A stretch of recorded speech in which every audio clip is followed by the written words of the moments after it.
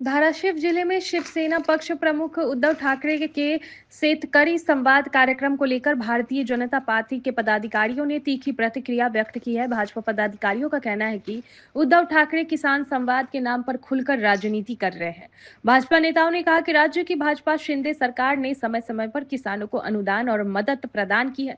अतिवृष्टि, पूर और दुष्काल जैसी प्राकृतिक आपदाओं के दौरान किसानों को तत्काल सहायता राशि भेजी गई। भाजपा पदाधिकारियों ने उद्धव ठाकरे और उनके समर्थकों पर आरोप लगाया कि वे किसानों की समस्याओं को मुद्दा बनाकर केवल राजनीतिक लाभ उठाने की कोशिश कर रहे हैं। वहीं विरोधी पक्ष के सांसद ओमराजे निंबालकर ने दावा किया कि किसानों को कोई अनुदान नहीं मिला। ये बयान पर भी भाजपा ने कड़ी प्रतिक्रिया दी। भाजपा कार्यकर्ताओं का कहना है सांसद ओमराजे का ये बयान पूरी तरह गलत है। भाजपा नेताओं का ये भी कहना है कि उद्धव ठाकरे को किसानों की समस्याओं पर राजनीति करने के बजाय सरकार द्वारा किए गए वास्तविक कार्यों की सराहना करना चाहिए।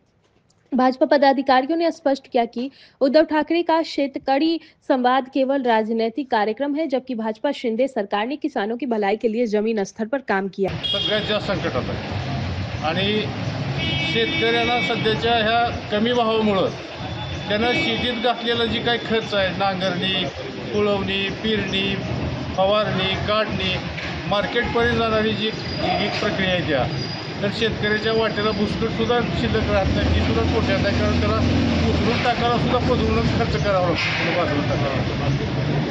आणि शेतकऱ्याला ही जी शेतीमालाची भाव आहे 10 वर्षापासून जर एकच भाव चालू राहत असला, सोयाबीन आज 10 वर्ष झालं 4000 रुपयाचा आहे। बाकीच्या बाबतीत जर बघितलं, लोखंडाचे भाव किती वाढले, सिमेंटाचे भाव किती वाढले, आणखीन जी काय प्रॉडक्ट कारखान्यात होणारं जे प्रॉडक्ट आहे त्याचे प्रत्येकाचे कोणाचे 10 पटीनं भाव वाढले, कोणत्याचे 5 पटीनं वाढले।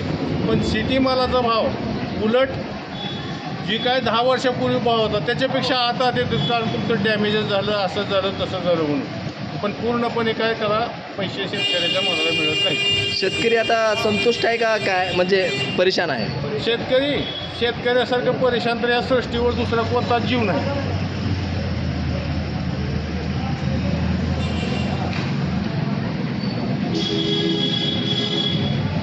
नमस्कार, मी लिमराजभाऊ साळुंके।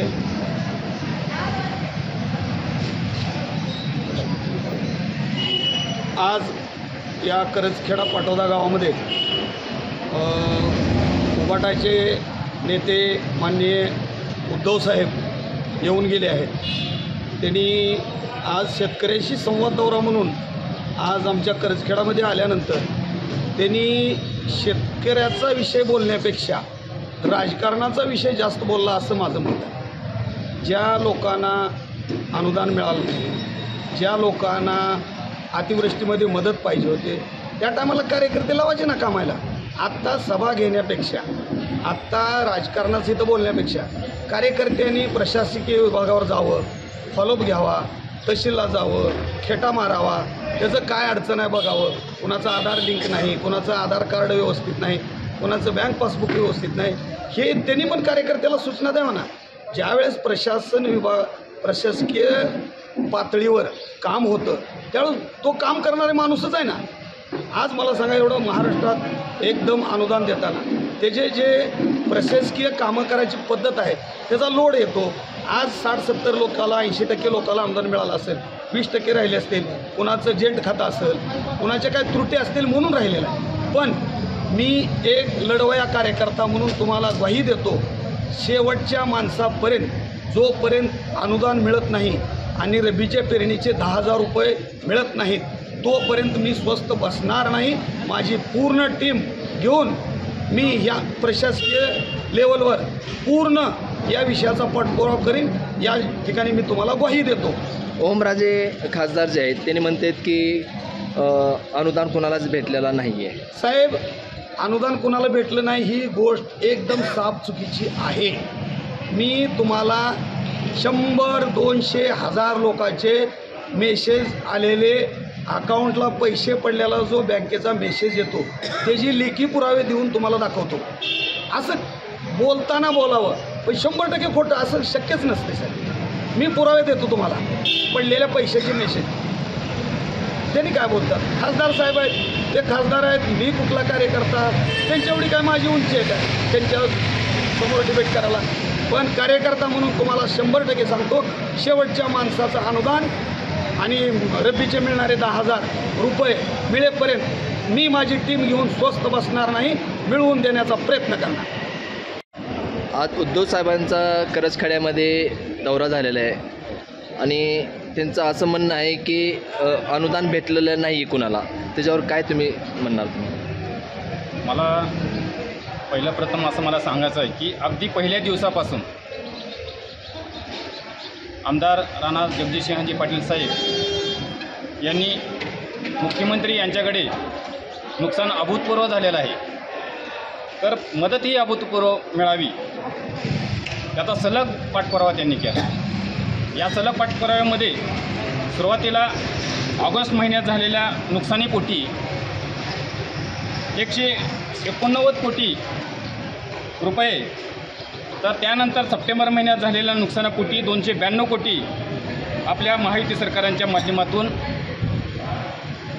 राणादादा यांनी खूप म्हणजे परिश्रम घेऊन अहोरात्र कष्ट करून आपल्या कार्यकर्त्याबरोबर फिरून एक शेतकऱ्यांना खूप मोठी मदत दिली. एवढंच नाही तर 30 जून 2026पर्यंत कर्जमाफी जाहीर होणार आहे याचं आश्वासन दिलेलं आहे. आजपासून कर्ज भरायचं नाही. त्यानंतर बँक नोटिसा कुणालाही आलेले नाहीत किंवा देणार नाही. चालू कर्ज देखील यात येणार आहे.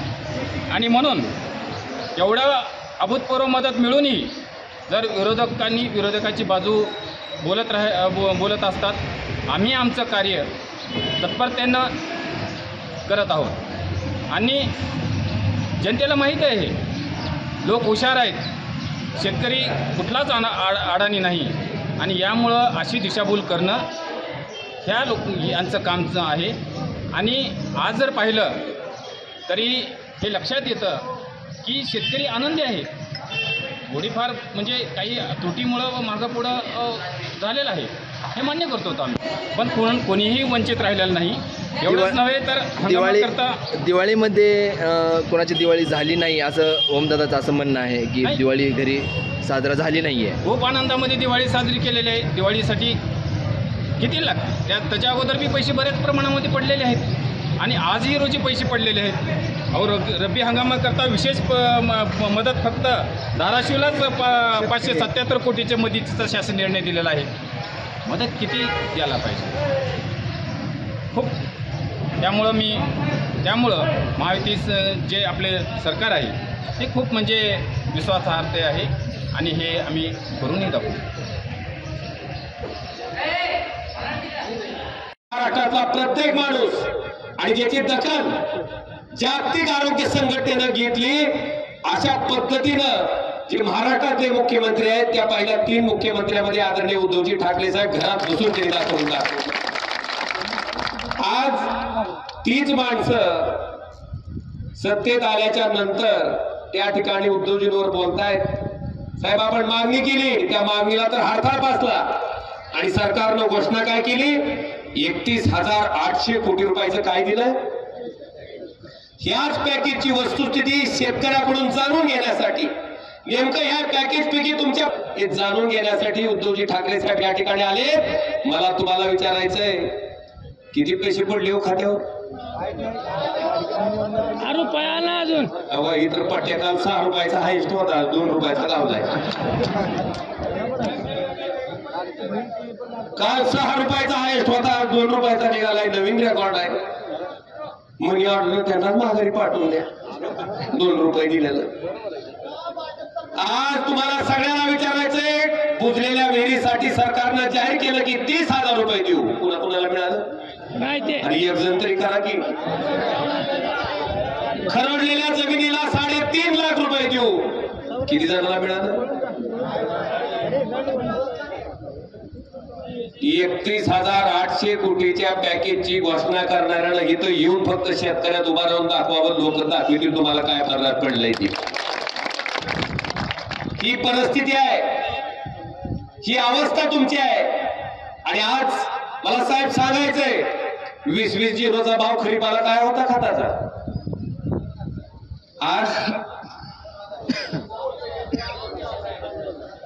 कसं वाटतंय? आता ह्या सरकारचं मी तुम्हाला सांगतोय, तुमचं मत घ्यायचं होतं निवडणुकीच्या आधी. ही सरकार काय करत होतं बघा, काय करत होतं, एक फुलं दोन हात